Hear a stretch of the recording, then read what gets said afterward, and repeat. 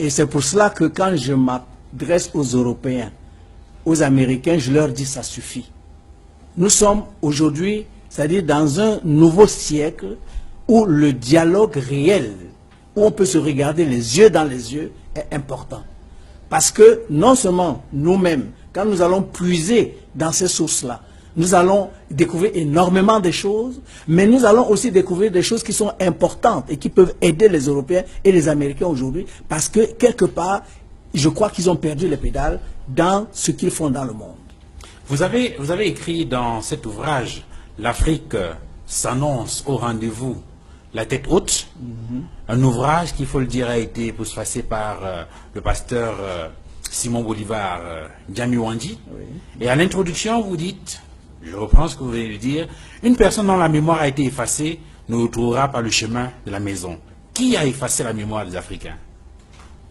Mais les Africains, pratiquement depuis l'esclavage, la colonisation et la néocolonisation, parce qu'il faut dire que nous sommes malheureusement encore en néocolonisation, il ne faut pas se cacher, se voiler la face. On fait tout pour vous dire que vous n'avez jamais été, que vous n'avez jamais rien fait. Je vous montre ici, et quand vous dites qui a intérêt, mais celui qui vous domine a intérêt. Vous avez ici l'os d'Ishango. L'os d'Ishango, c'est la démonstration mathématique la plus vieille du monde, 22 000 ans avant Jésus-Christ. Et elle est africaine. On a découvert ça en République démocratique du Congo. L'os d'Ishango. Alors, vous comprenez pourquoi on n'apprend pas ça dans les écoles? Pourquoi? Pourquoi on cache ça? Effectivement, il ne faut pas qu'on dise que ce sont les Africains qui sont... que c'est l'Afrique qui est la mère de la science. Il ne faut pas qu'on dise ça. Il faut qu'on croie que c'est les autres. Et vous avez encore ici, vous comprenez, c'est grave. Regardez le fameux théorème de Pythagore. Le fameux théorème de Pythagore, n'est-ce pas, que nous apprenons tous à l'école.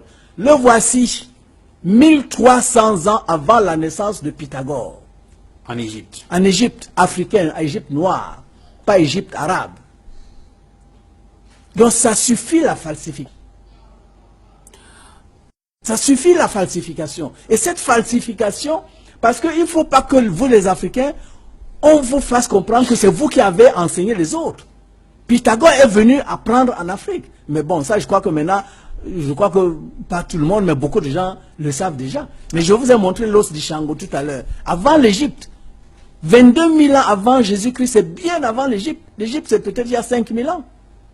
Et nous faisions déjà cette démonstration mathématique. Et les autres sont venus apprendre.